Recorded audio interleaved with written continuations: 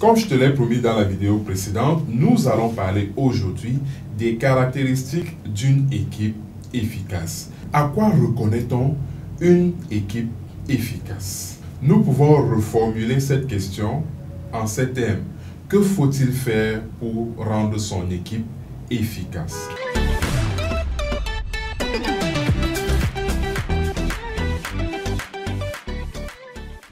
Salut, je suis Emmanuel Blaise Tapon, entrepreneur et coach professionnel. Je te souhaite la bienvenue sur Craft et Better You, la chaîne des gens qui veulent tirer le meilleur d'eux-mêmes. Si tu arrives ici pour la première fois, abonne-toi à la chaîne et active la cloche de notification pour être informé à chaque fois que je mets en ligne une nouvelle vidéo.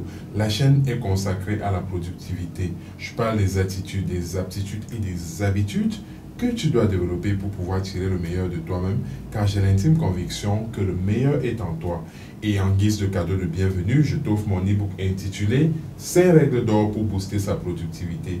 C'est un petit ouvrage que tu liras rapidement et qui te permettra de te mettre sur le chemin de la productivité. Il suffit de cliquer sur le lien qui figure dans la barre de description pour télécharger ton exemplaire et te mettre à la lecture à la fin de cette vidéo. La première des choses, c'est de définir un objectif clair, précis. Définir un objectif et le communiquer à l'ensemble de l'équipe. Il est important que l'ensemble de l'équipe comprenne ce vers quoi il avance. C'est cet objectif-là qui va conditionner l'implication personnelle de chaque membre de l'équipe dans l'exécution des différentes tâches, des différentes activités qui devront contribuer à l'atteinte de l'objectif. Le fait de ne pas communiquer clairement l'objectif visé va disperser les efforts des différents membres de l'équipe dans la mesure où chacun sera en train de faire quelque chose qu'il pense être approprié, pourtant ce n'est pas le cas.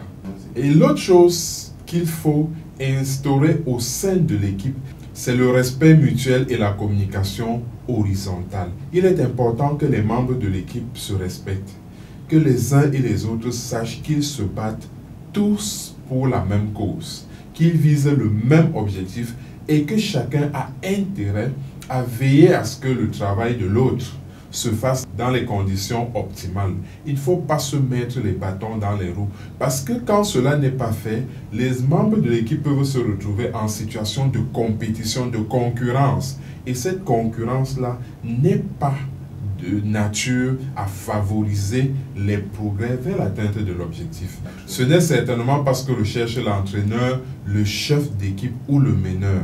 C'est à lui donc d'instaurer ce climat-là, de créer les conditions favorables à ce genre de climat de respect mutuel, de communication horizontale, afin que chacun puisse jouer pleinement sa partition et que l'objectif global puisse être atteint. Que tu sois chef d'entreprise ou simplement chef d'un groupe d'exposés à l'école, tu as besoin de créer ce climat-là. Parce que, in fine, il faudra que le travail présenté soit cohérent. Il faudra que le produit que tu veux présenter au client soit un tout, soit quelque chose d'accompli. La troisième chose qu'un bon chef d'équipe doit faire pour que son équipe soit efficace, c'est d'énoncer clairement les rôles et responsabilités individuelles de chaque membre de l'équipe. Tous travaillent pour le même objectif, comme je l'ai dit précédemment, mais chacun a un rôle spécifique à jouer.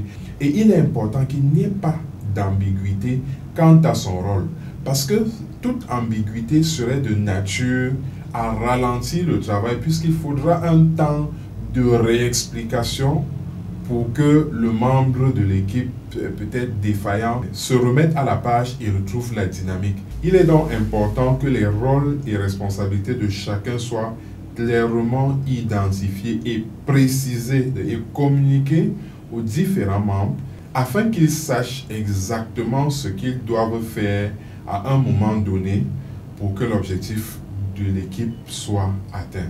Voilà, c'est tout pour cette autre vidéo de la série sur la gestion d'équipe. J'espère que tu l'as aimé. Si c'est le cas, dis-le moi en commentaire. Mets un like et partage la vidéo avec tes amis afin qu'ils puissent également en bénéficier. Reste scotché sur Craft et Better You pour la suite de cette série. Il ne reste plus qu'à se dire à très vite. Mais d'ici là, n'oublie pas, L'artisan de ta transformation, c'est toi.